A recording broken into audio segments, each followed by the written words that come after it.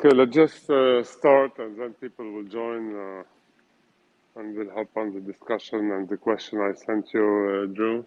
Yeah. So, yeah, we had a lot of good coverage and good feedback from the press so far because the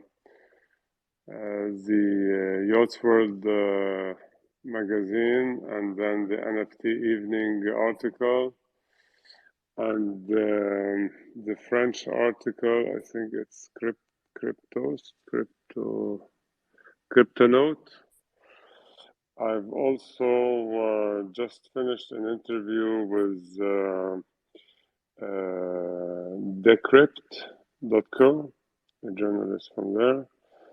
So lots of interest. I also spoke with a lot of the yachting industry's community. There was the Cannes Yacht Show last week, so it was kind of interesting to see what's the feedback. So I had like my agency looking into like who is there on all yacht shows and all events, and started testing the idea, and yeah, people like it. People like it a lot. So hopefully we'll have more and more interest and attention as things evolve. Actually, Awesome. What's the next? What's the next? Yeah, go ahead. The next one is the Monaco Yacht Show, and it's at the end of the month. I'm not sure about the date. I think it's around 27th, 28th of September, something like that.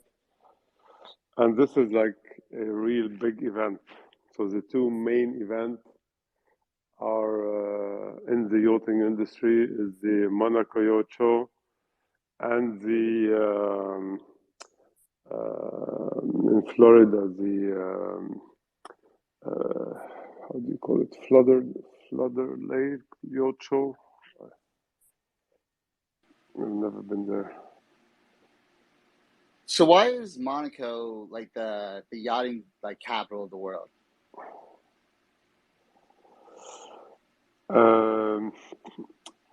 Monaco has had historically a kind of separate jurisdiction treatment.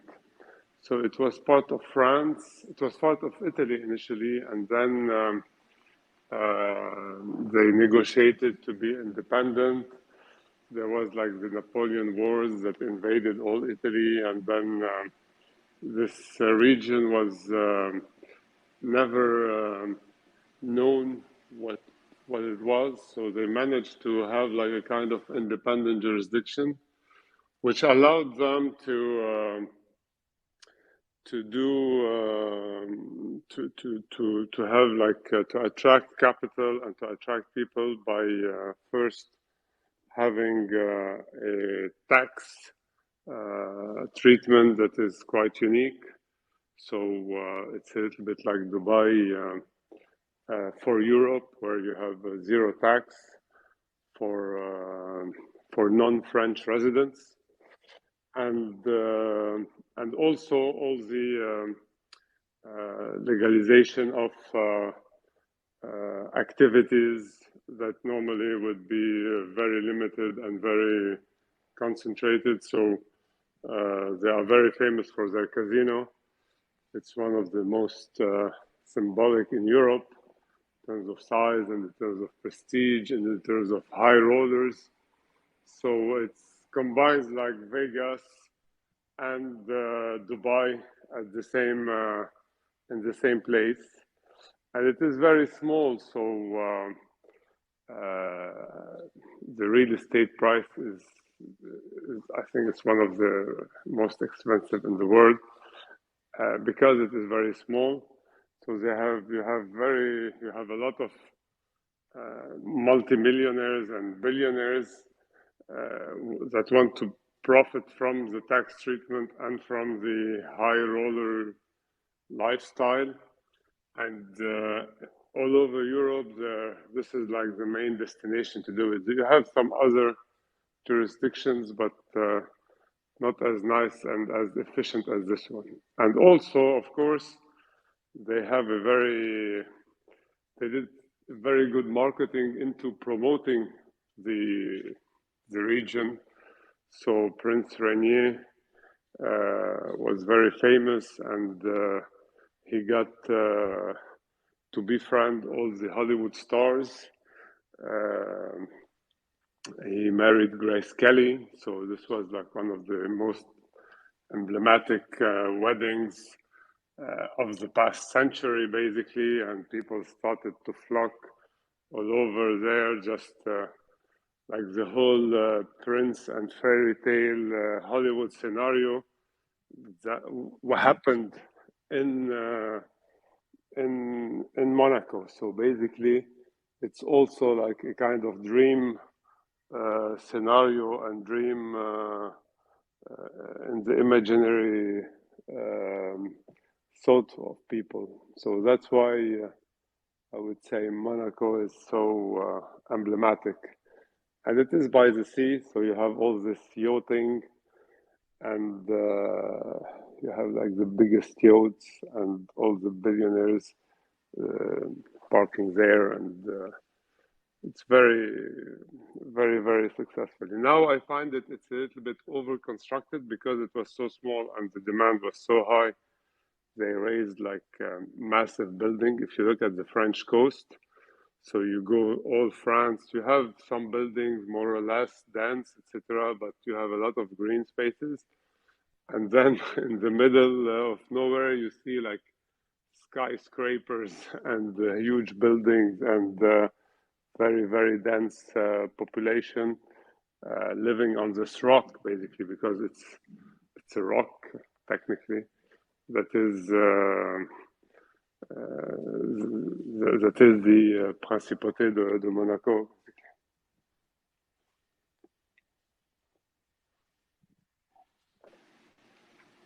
Awesome. So that's you would say that that's the yacht capital of the world, do you think?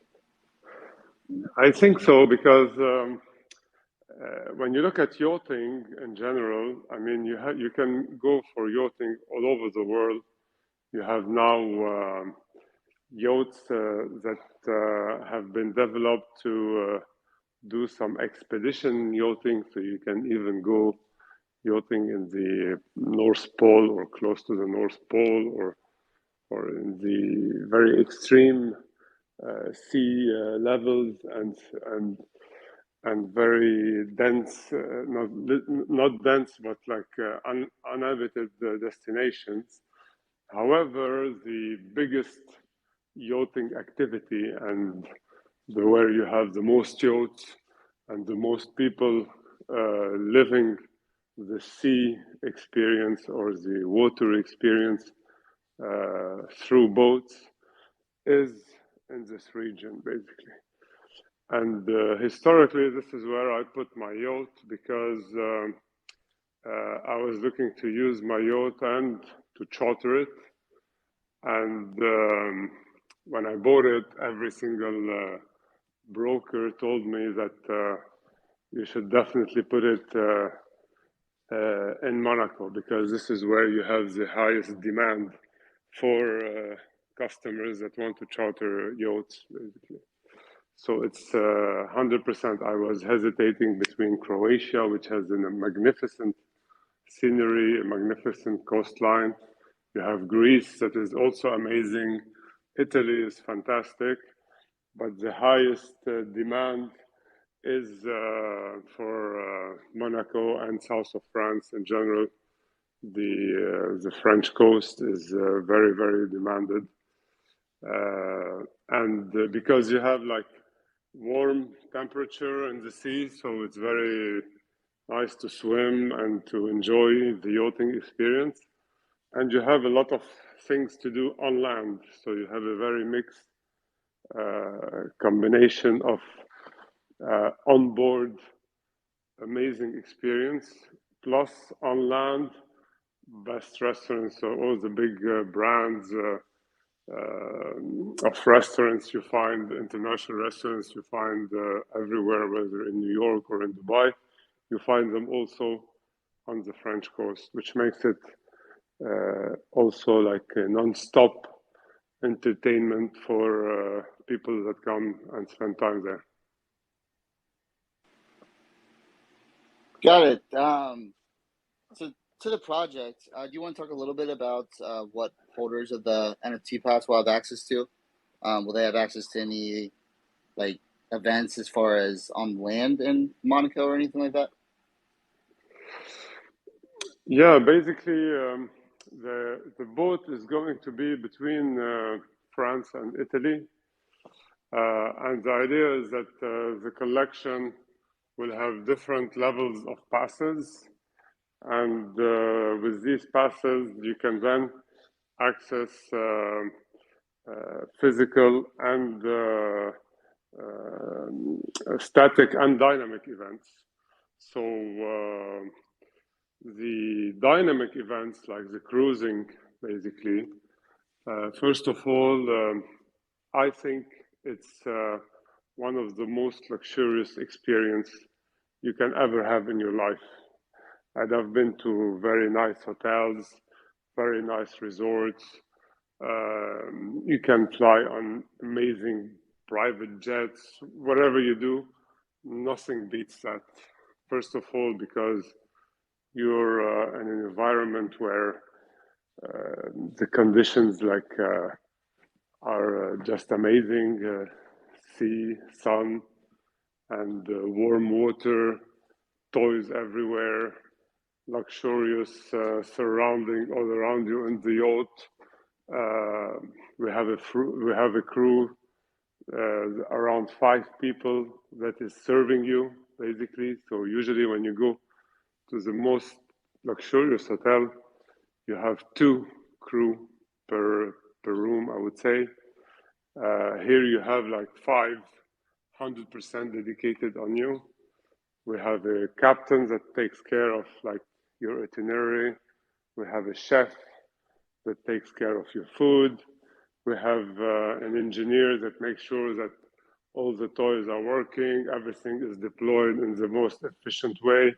You want to use the slide, you can use it as quick as possible. You want to use the pool, wakeboarding, wake surfing, you name it.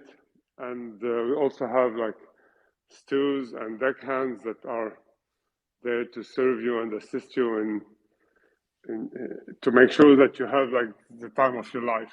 And the idea behind this project is to allow anyone to be able to have this experience or to be able to have the chance to do it, basically.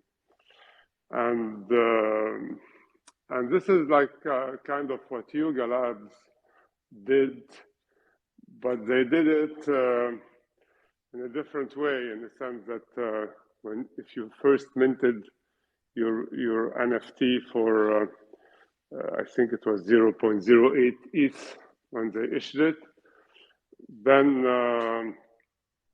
you ended up making a lot of money thanks to the value of your ape, but also being airdropped other apes that were valuable, and also coins and lands, etc. And now you're gonna have access to a game, and the metaverse part is supposed to be like the ultimate experience after all this build up to the metaverse. And the idea is to copy this kind of business model where everybody can make it into the yachting industry. So instead of having the ultimate metaverse, we will have like this yachtverse, where instead of being the ultimate experience to have this luxurious lifestyle, it would be to build up until you get there.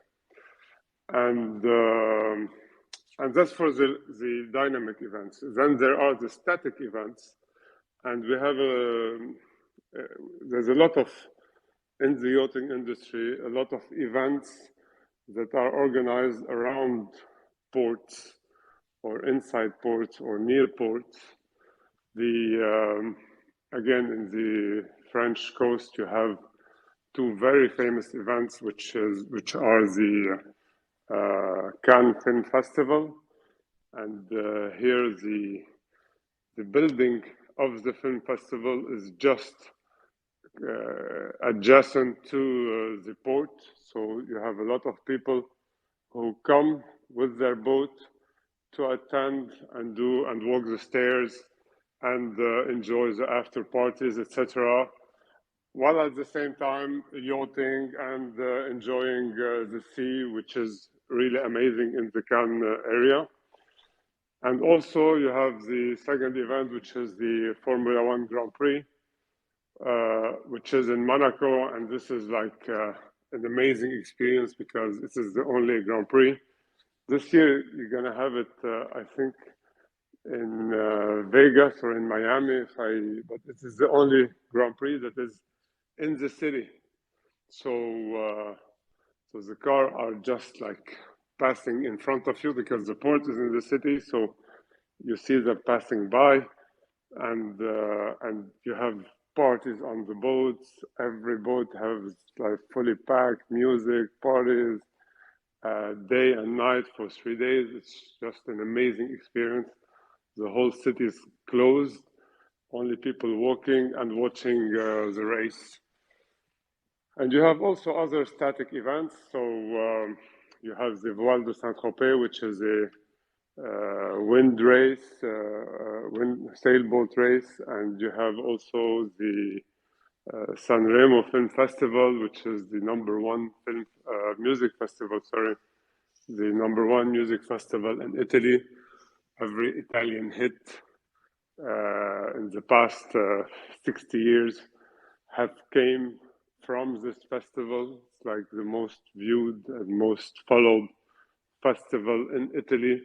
Before it was all over Europe, then they created the Eurovision, and it became a little bit less, but it's still like a very nice place to enjoy. And many other events, less emblematic. So all these events and cities can be discovered on a yacht and on yacht parties and yacht surroundings, basically. And myself, I spend a lot of time like that because although you would feel like living, even if the boat is not moving, it's still like you still have the whole luxurious experience that you cannot get anywhere else because you have this dedicated team for you. You have this amazing surrounding, this ambiance that is quite unique and magical, basically. And so the pass holders will have, again, the opportunity to participate in these parties and in these events. And lastly, I would say the goal is to organize a yacht fest where we would bring all pass holders to once a year to for a big event like the Ape Fest event. Ideally, we'll organize it. It would be ideally the European chapter of Ape Fest, maybe. But the idea basically is to have like a similar gathering of all the community in one big event. Got it. Do you feel how's your reception been since you bought a Bored Ape? Do you feel there's a lot of European apes? Not sure about the European apes, but I've connected with the French apes, and the French apes community is big. I was really impressed by how big and active they were. So we have a Discord. There's every month in real life gathering, and every week a voice chat in the Discord, so they're quite active and very, very welcoming, very promoting, and excited about it. So the project is done by Bored Ape, so and the return from Bored Apes has been really good because our Twitter account has been growing very quickly and constantly because of the interest of the Bored Ape Yacht Club community, and ideally the whole scope of the project is to have this yacht to be the Bored Ape yacht, basically, or the crypto yacht for the Bored Ape. So everybody's excited about it, and so am I. If anyone has any questions, feel free to raise your hand. We'll bring you up. But if anyone wants to retweet the space, we'd really appreciate it. So, John, with the merge coming up today, I kind of wanted to get your take on it with your background in finance. Obviously, you're Bitcoin oriented. You've been through a lot of Bitcoin hard forks and such. How are you playing the merge at all? Are you playing it at all, or are you paying attention to it? I'm not looking at it in details. I'm just praying,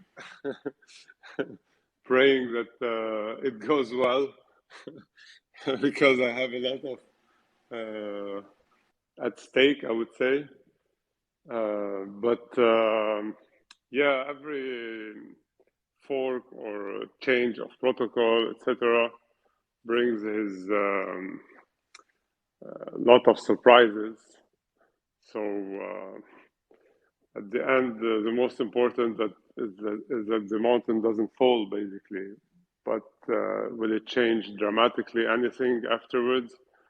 There's just a downside risk. I don't see any upside potential from there, just potential downside. So I'm just praying that everything goes smoothly. What's your view on it? I think everything's gonna kind of crash afterwards. I think everybody's trying to get their ETH PAL airdrop, and if you've paid attention to the team who's doing the ETH PAL fork, they're like the most unprofessional team of all time. Like, I don't think this fork will even be close to something like Bitcoin Cash or something like something that had a little bit of value initially. Like, um, I think this ETH will continue on if it's all successful. But yeah, I mean, it's obviously a big tail risk. I mean, we'll be having a speedboat fest if it fails instead of a yacht fest. But yeah, I'm interested to see how. The thing is that the timing also, because we're still in a bear market, so everybody has lost so much money on cryptos in general that if they got airdrop anything, they just sell it to cash in. And I don't know when the first Ethereum fork happened, what were the conditions? I don't remember very well, but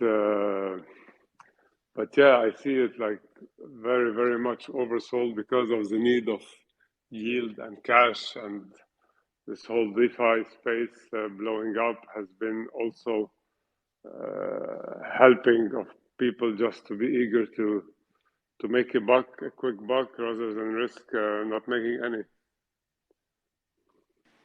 Yeah, I completely agree. I see a lot of retail people just like thinking that they can sell their airdrop in time. Like obviously with like on chain, and this being as sophisticated as you are, like the big players. If you're not super sophisticated, I don't think there's any, or you're really smart and on chain. I don't think there's any chance that you're going to sell an airdrop for a profit, or like the big players. Yeah, I agree. But again, every time I made a prediction on where things are going in crypto, I got it wrong because you never know, you know. Like when Ethereum Classic remained, everybody was like astonished, like how come it's still there, basically. And at a certain stage, it was like very close to the Ethereum. So, so you never know. You never know who picks it up, how, why. Everything can happen in crypto world. For sure. I think the one positive, if all goes well, then I think Solana is definitely having its day right now, with like volume. I think it passed Ethereum for daily transactions like pretty consistently the past like few days. But I think after this fork, or I think after the upgrade, if everything goes well, Ethereum will be top notch again.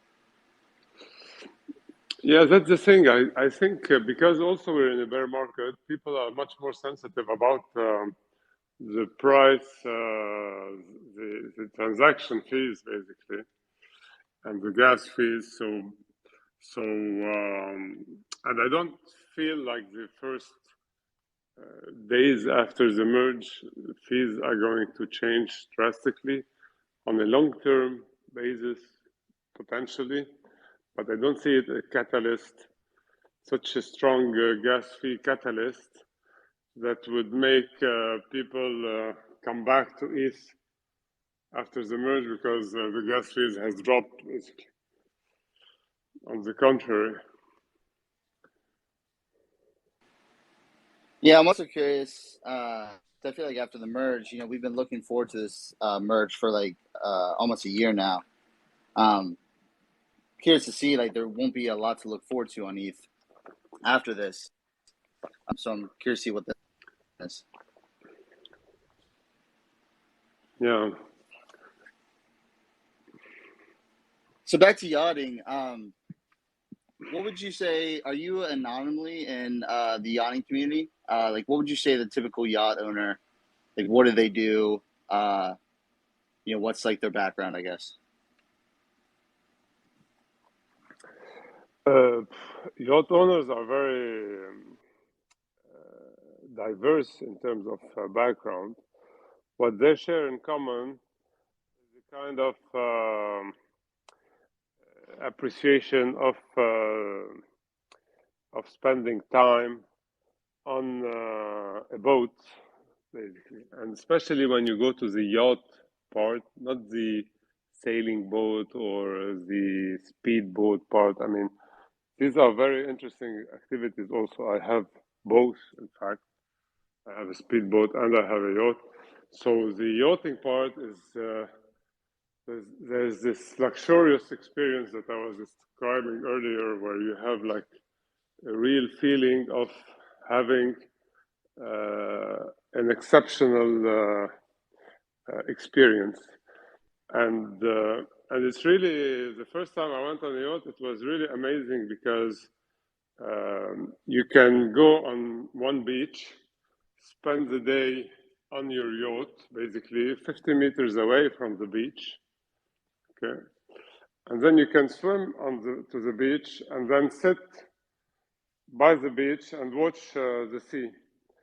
And the same, like 50 meters away, the same person sitting in the same position is just completely different. And I never knew how to explain it. And every boat owner who I talk to, he relates to it, but he's never been able to explain or to understand why, basically.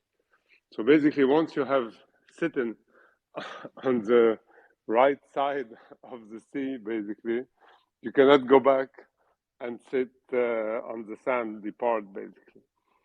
And this is like the main driver for all yacht owners and all yacht charters, etc. And in general, this industry is a bit is very old school, because what happens, contrary to yachting, the car industry, for example, you have a lot of consumers. So it's millions and millions, hundreds of millions of cars are produced every day. Thousands of planes are produced every day, etc. The yachts is much more limited, so it's much more fragmented in terms of brands, and you haven't seen any conglomerate that is leading or any big brand. You don't have like a Tesla of yachting or a Ferrari of yachting or whatever. You have a lot of small brands that produce, and then they go bankrupt, and then another brand comes in, etc. And it keeps on like very old style, like the car industry maybe 50 years ago. And this makes it very fragmented. So just to buy a boat or to rent a boat or to sell a boat, it's very complicated. You have a lot of intermediaries. So you have a lot of separation between the person who are enjoying this experience and the person who can offer you this experience. And you have a lot of intermediaries. So if you want to book a charter, for example, usually you go to the travel agent. So the travel agent takes his commission. Then he sends you to a boat agent, which takes his commission. And then he sends you to the central agent, which also takes his commission. There's a lot of like cost one on top of the other that makes it a very, very expensive experience. And with this project, the ideal scenario would be to have a decentralized format. So we cut the middleman basically, and we make it much more efficient and much more straightforward. Awesome. Engineer, do you have a question? Hey, yeah, I was just curious. Can you hear me? Yeah. Hey, Yep. so what do you think your demographic for this project would be? Like, how far and wide do you think your reach would be for a project like this? I mean, there is, of course, the NFT community that is interested in accessing this potential experience. But also, you have all the existing yacht clubs and club members and charterers and owners, etc. And that's a very big community. Like which we're creating the first decentralized yacht club. And why you say yacht club, like the first hook, I would say, is our yacht. But the idea is to build a yacht fleet, and then from a yacht fleet to have like so many other sea activities around the stuff, and then from the sea activity, we also can expand it even further into a crypto marina, for example, where we have like, because marinas are very cheap and most of them struggle to meet ends. So if we can build a decentralized club and people can go and park there and gather there, then we can create a decentralized city in the marina and then evolve from there. So the reach can be much bigger than just accessing the yacht. And this is the idea basically is when Bored Ape Yacht Club started, maybe they had like the art behind it, and then the art brought something else, and then something else. Now the sky's the limit. And in my opinion, the crypto community basically, the whole yachting and marina and then sea living or living by the sea in a different way is something that is very, that speaks a lot to this community. So you have a lot of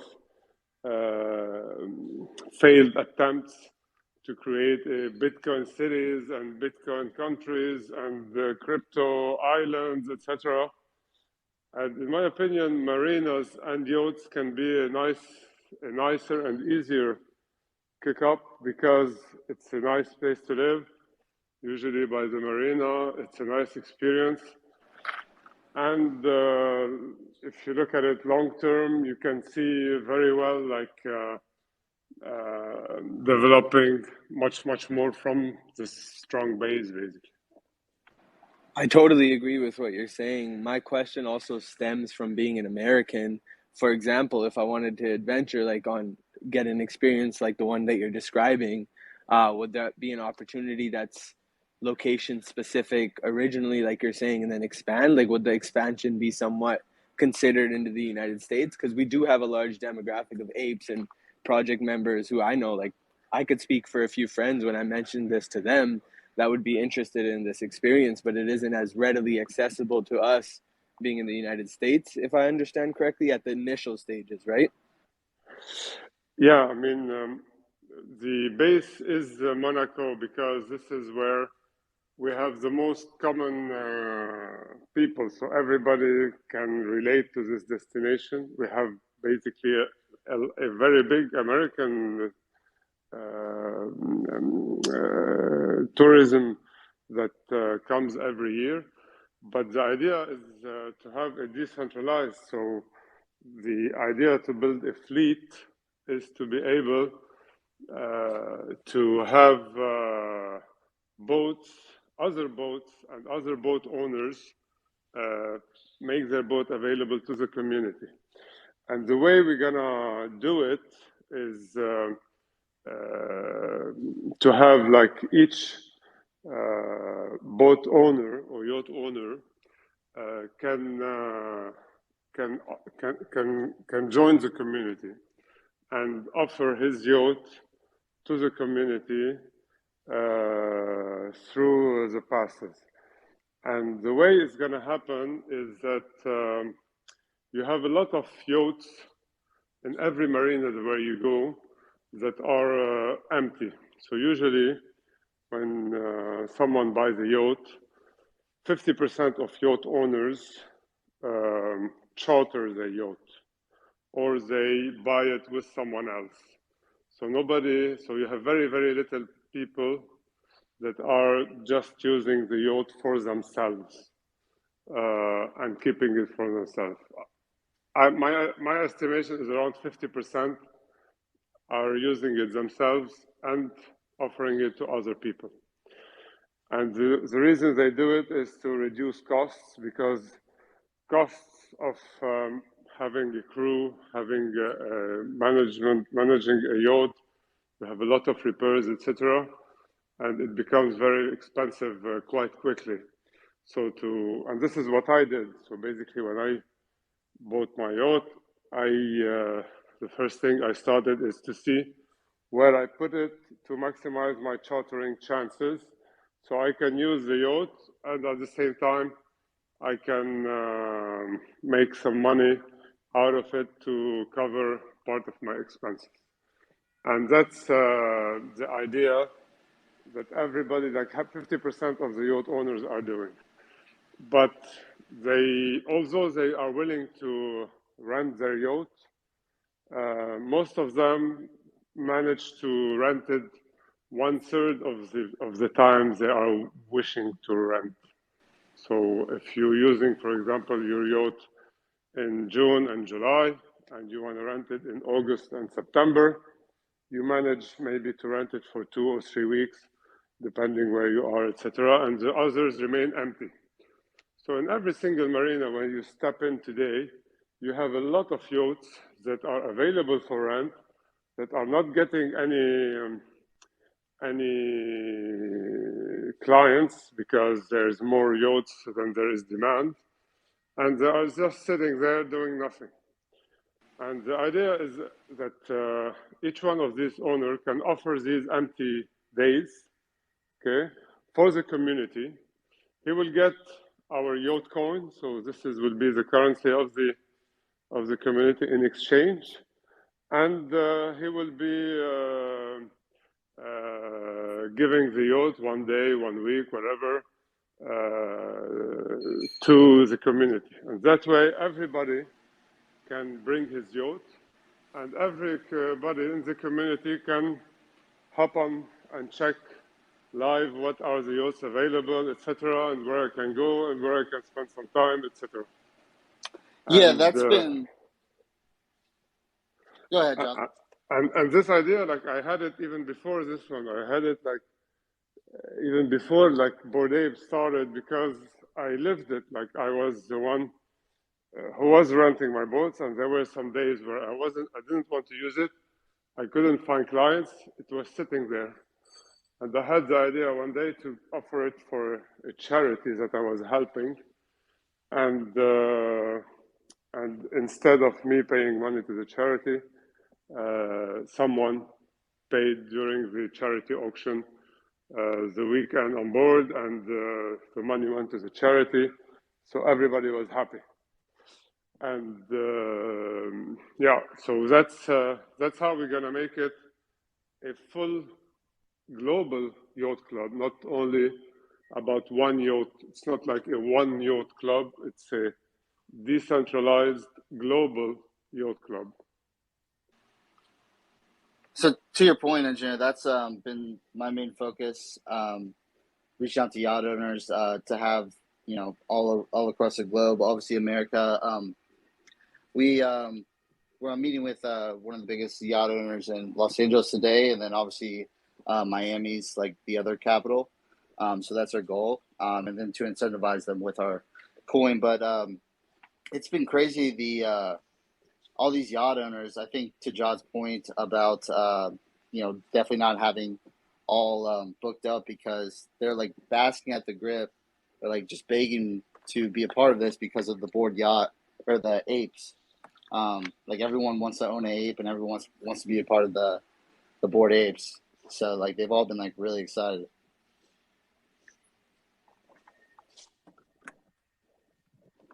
My only other question is, it wouldn't be only to a selective community, right? Like even though it is focused and featuring the apes and the board kind of community, it'd be open and accessible to even say people who don't own it, or it would be some sort of public accessibility, or would it be a pass based on your guys' NFT, or like have you kind of thought of that?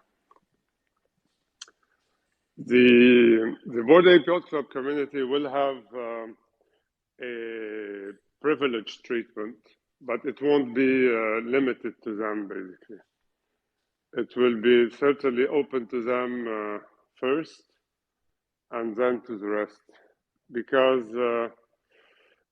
I mean, this is a community to which we are the closer, and to which we are we most relate to, basically. But we're not, this will come as a second stage, depending on what the community and how people are perceiving it, etc. The idea of being decentralized is also that the rules to be defined by the community. So we have like some big lines that are drawn. Okay, it's a yacht club. It's decentralized. There's going to be a charity. There's going to be passes, but then the details are going to be built in conjunction with the community.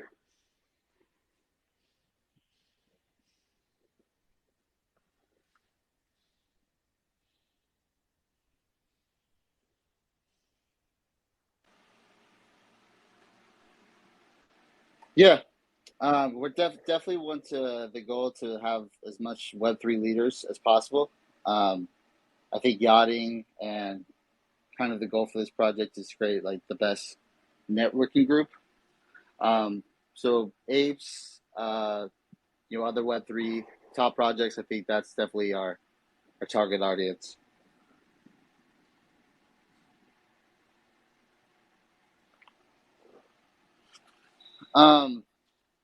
Okay, yeah. If anybody has any other questions, feel free to raise your hand.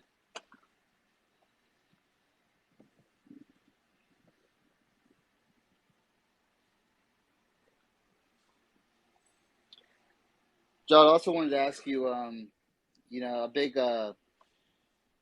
a big topic is how much pollution and such that yachts give off.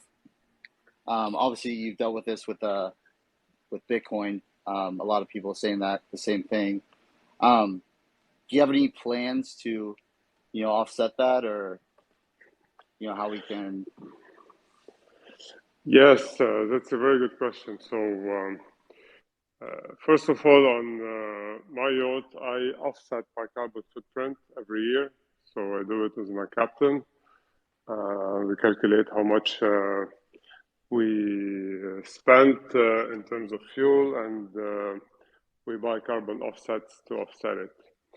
And the cool thing about Web3 is that if we have a community that is engaged and that is built to the ambitions that we want to do it, the idea of this project is also to go beyond or to redefine the whole yachting experience and techniques, basically.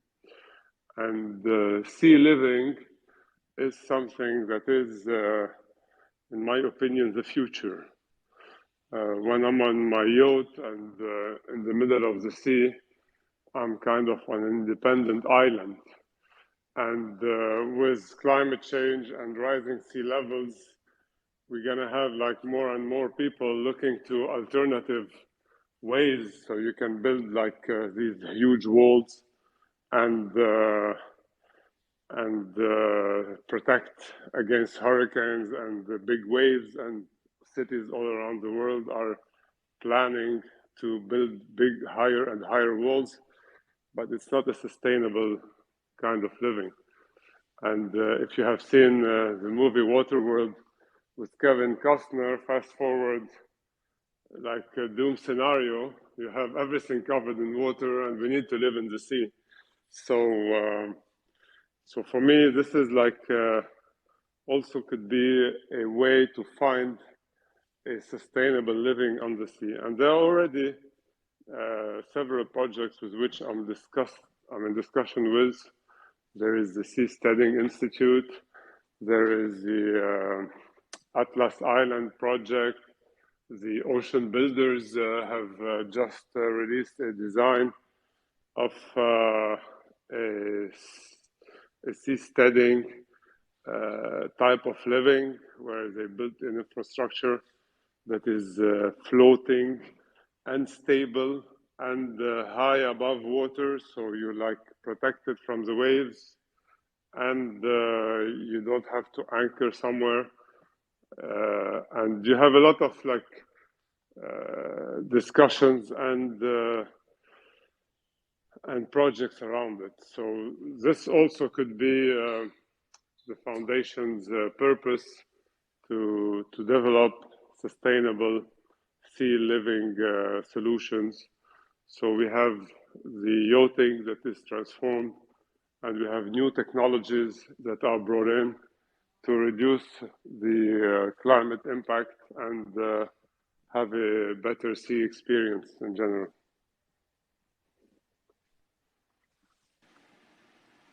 Yeah, I was reading about some team working on basically a way to mine Bitcoin with the excess energy from the yacht, and I think that would be crazy. Yes, there's a technology called OTEC that consists of because there's a huge temperature difference between the top of the sea and the bottom, and the deeper it is, the bigger this difference of temperature is. And thanks to this difference of temperature, you can create a loop, basically, which can fuel a turbine and generate electricity. And it is one of the key Bitcoin mining solutions, I would say, to mine sustainably and to justify the investment in such big projects, because to go and build all this in the middle of the sea, there's no utility to it. unless you mine Bitcoin with it, or unless you have people living around it. So it kind of creates so much sense to build a floating device, city, you name it, where we can first invest and develop an electricity grid that is pumped from the water, financed by Bitcoin mining, and then the electricity will be used to build the city around it, basically.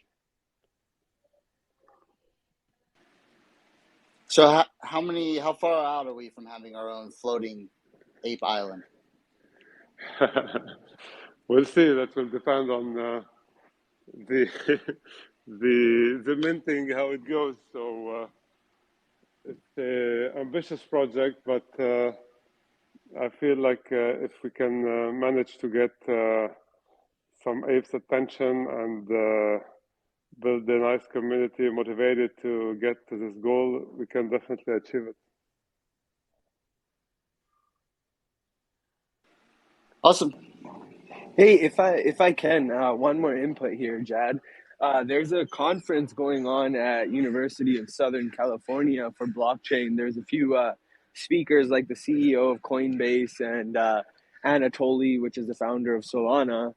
And would that be something you might be interested in speaking or attending? It depends. Where is it? Because there are some European conferences too. But ideally, if you can DM me afterwards, and I'll have a look.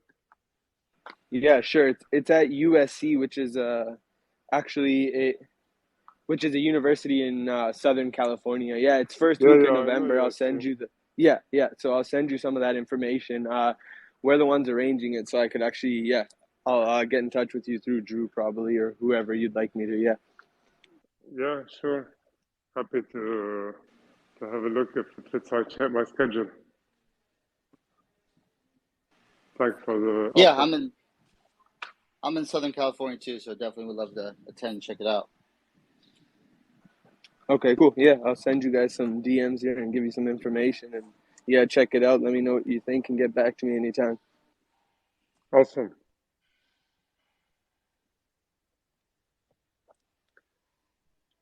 Shall we wrap it up, Drew?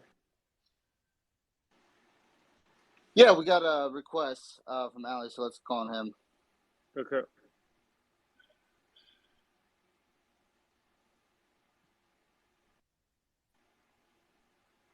Hello? Hey, what's up, What's man? up, dude? This is actually my first time joining a Twitter Spaces, and we're actually requesting to speak. I just jump in and listen from time to time. But recently met John, and we were chatting. I'm not even sure if we did an ape deal or a mutant deal, or we chatted on something. And then he shared what you guys were working on, and I jumped in a little bit late. So I guess I'm here to just ask if I'm a new person curious about what you're doing.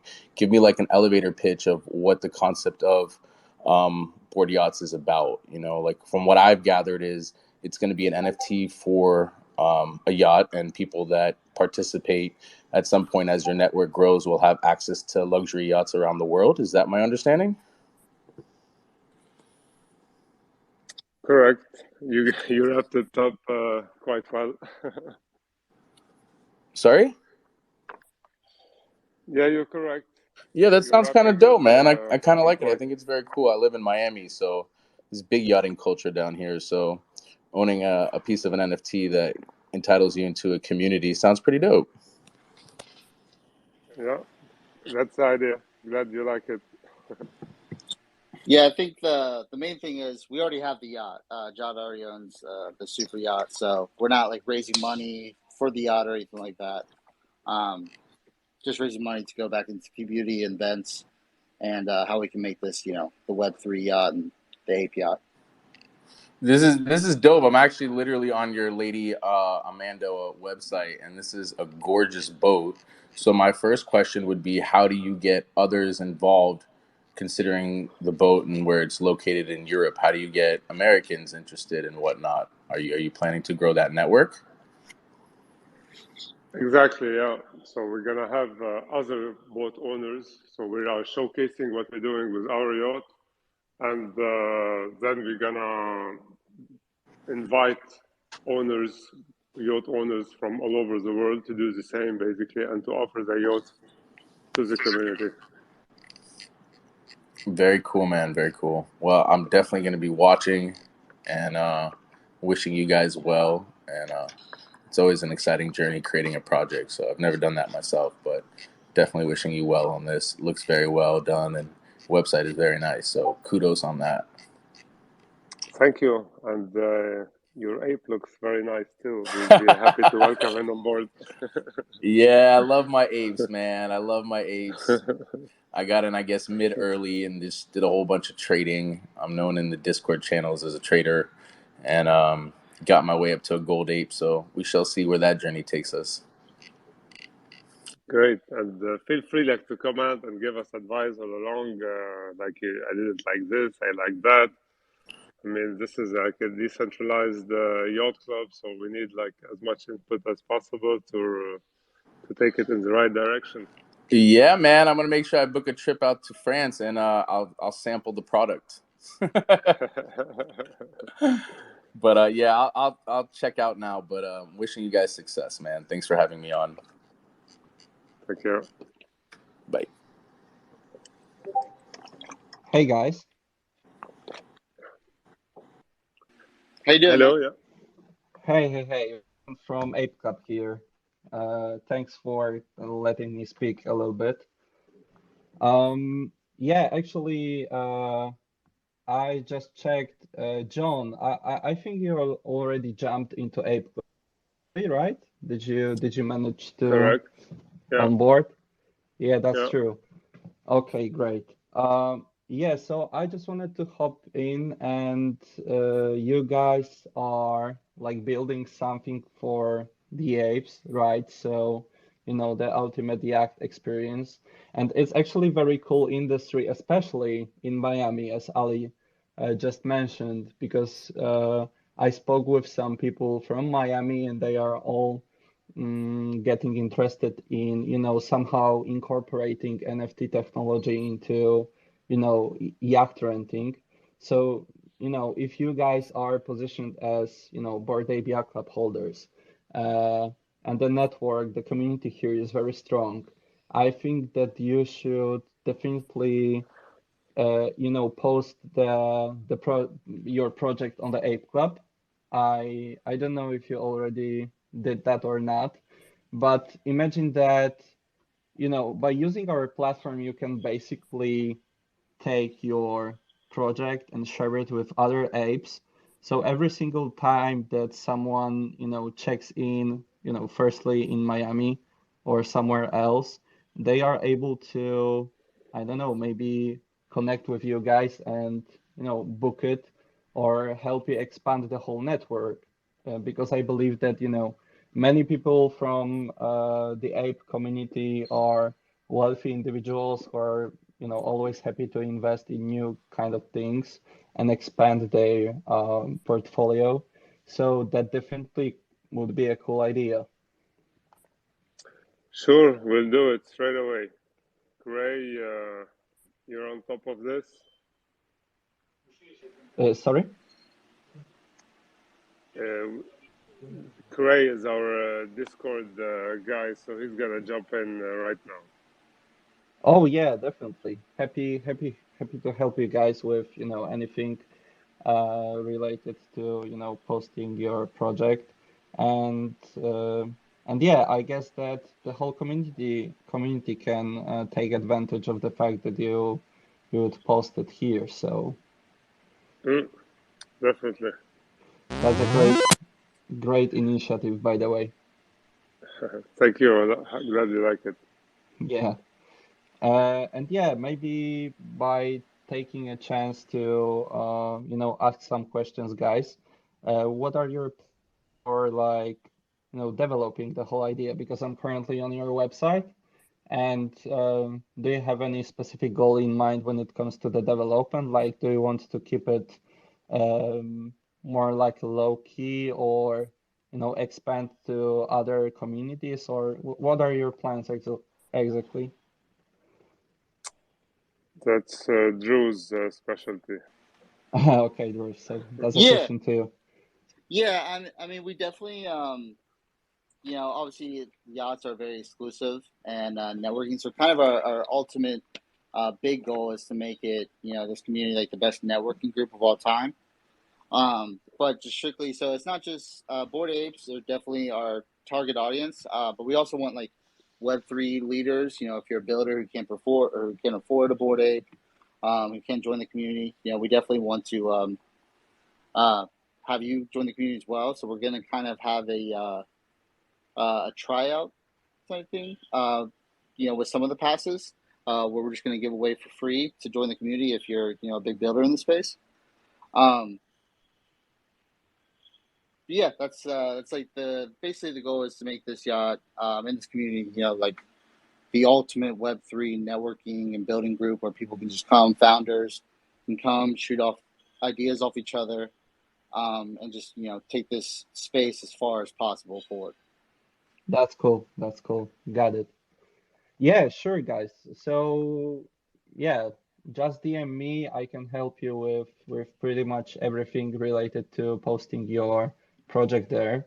Um, and yeah, actually, by taking a chance, if I may, obviously, I would like to invite every single ape here to our platform. We actually launched 5 days ago to create an ultimate platform for Bored Ape Yacht Club holders and soon the mutants.